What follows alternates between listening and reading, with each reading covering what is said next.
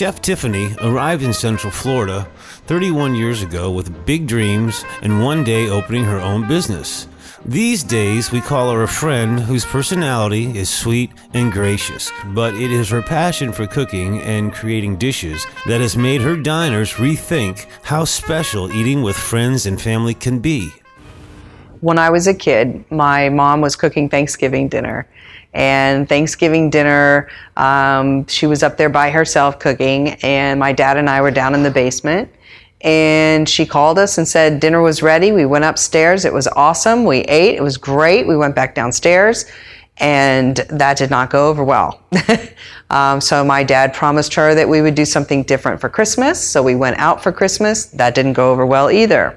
So then he decided to join a gourmet club, and when they did that, they would bring their recipes and all their things together and included me, and we would all start cooking together. So from that point on, we cooked together as a family, and it was great. We had competition amongst ourselves, and whose recipe was the best, and we just had a great time with it. And that's where my passion for cooking came from, was with my folks.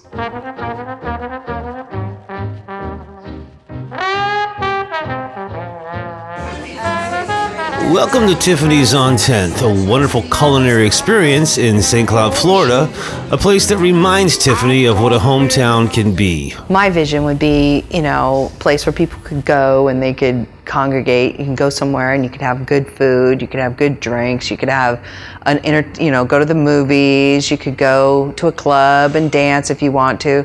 A place where a community could go to and count on it. To me, a hometown is where your neighbors go. My mother loved the cardinal. It was her favorite bird. And the hat is representative of my father, because when we would cook together, he'd throw the hat on.